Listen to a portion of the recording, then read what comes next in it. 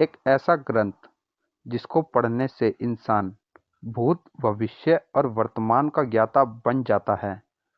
इस ग्रंथ की खोज में ना जाने कितने ही लोग मौत की गोद में चले गए, लेकिन इस ग्रंथ का सटीक ठिकाना आज तक किसी को भी पता नहीं लगा। सभी ने इस ग्रंथ को खोजने में अपनी जिंदगी दांव पर लगा दी, लेकिन आज तक किसी को भी कामयाबी नहीं मिली। इस ग्रंथ को पढ़ने वाला साधक किसी के भी कालचक्र में प्रवेश कर उसका समय बदल सकता है। जी हाँ दोस्तों, इस ग्रंथ में कुछ ऐसे दिव्य मंत्र और साधनाएं बताई गई है जिनके माध्यम से समय को बदला जा सकता है। इस ग्रंथ के साधक को कुछ ऐसी शक्तियां मिल जाती है जिससे वह किसी दूसरे मनुष्य का इतिहास बदल सकता है। तो आखिर इस ग्रंथ का नाम क्या है? नीलवंती।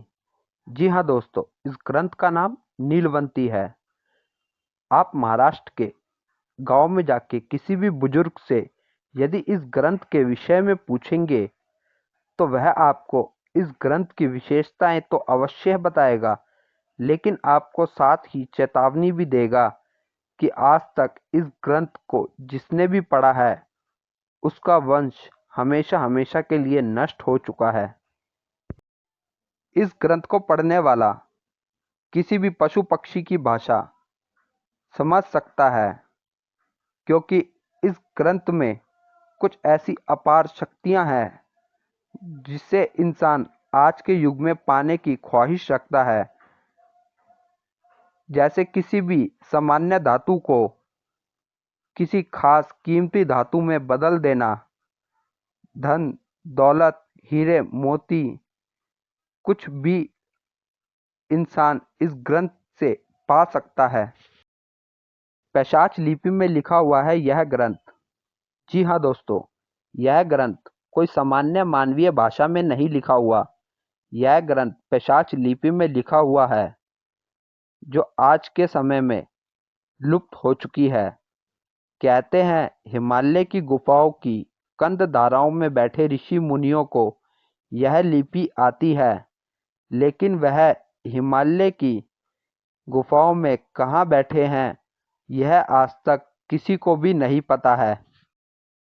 कहते हैं इस ग्रंथ को पढ़ने वाला एक मनुष्य आज भी जीवित है। महाराष्ट्र के महाबालेश्वर के जंगलों में उस मनुष्य को देखा गया है जिसे बाजिंद कहा जाता है।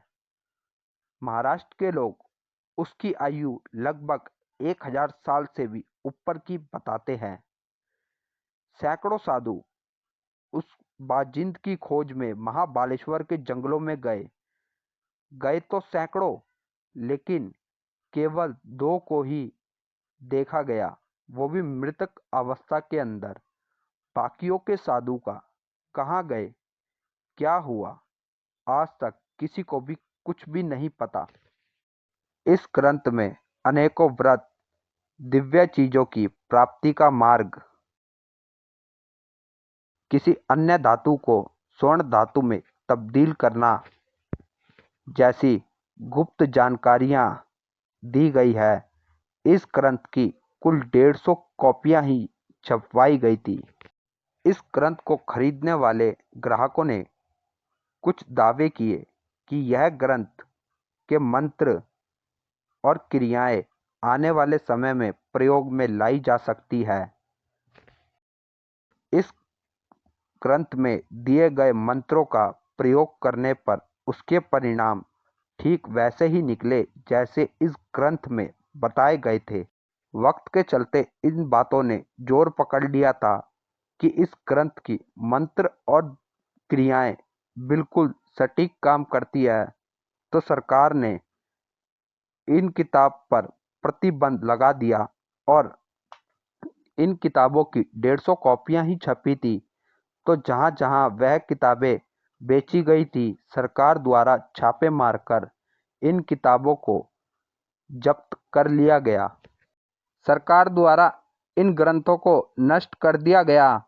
कहते हैं इस ग्रंथ की एक कॉपी आज भी किसी सन्यासी के पास सुरक्षित है।